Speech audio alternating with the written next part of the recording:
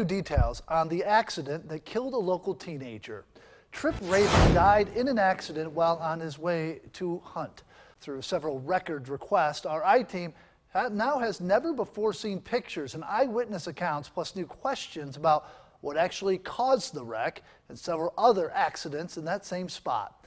News 2 investigator Rebecca Klett has been digging into hundreds of pages of reports and joins us now with her findings.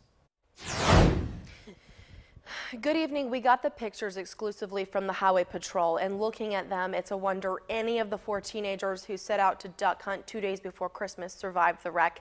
As we dug for more details about the wreck, we kept coming across the same question. Did someone know something that could have prevented the crash? Peppered with bumpers, car parts, and a memorial. SC 64, a state-recognized scenic highway, changed 4 families forever. One vehicle upside down in the ditch, 2 that are inside the vehicle trapped. They are currently trying to hold one of the patient's head above water. The boys never saw the water that was some 6 inches deep on the road.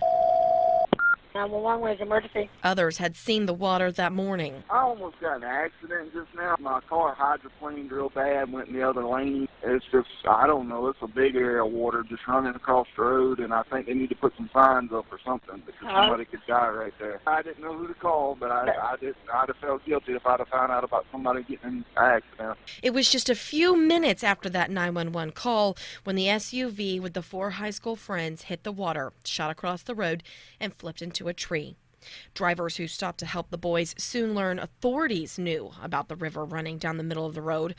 Through a records request, I got the witness interviews from the South Carolina Highway Patrol. He said that he had just come through there and seen the water starting to pile up there. A driver who stopped to help says deputies admitted to seeing the flooding on their way to work, too. I had my head looking straight down at Mr. Tripp.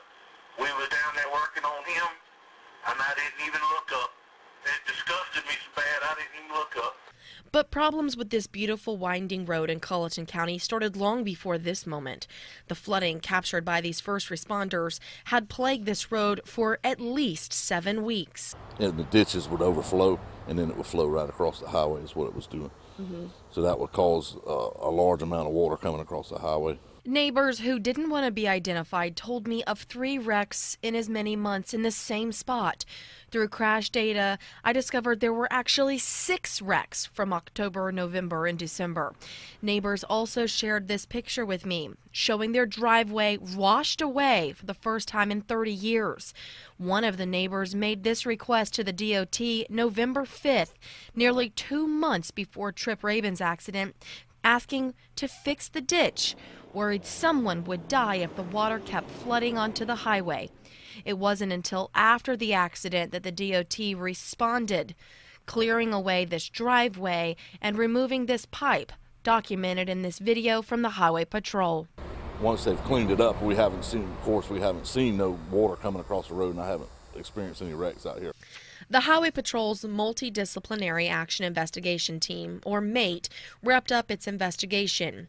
Notes from the files showed the boys hadn't been speeding and identified the cause of the wreck as an obstruction in the roadway. No charges have been filed. I've repeatedly asked the DOT for an on-camera interview, but all I've received are just emails, including this one, that basically says the DOT went out to the location 2 days before the neighbor's request was made. And then a DOT foreman assessed the neighbor's request a couple of weeks later, and they said, quote, everything was functioning. Rebecca Klett, News 2.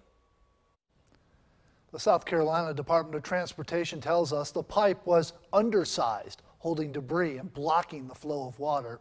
This pipe was not installed or approved by the Department of Transportation, according to their spokesman. If you have something you want the I-Team to investigate, email us at iteam@wcbd.com. You can also call the I-Team hotline. It's 843-216-4949.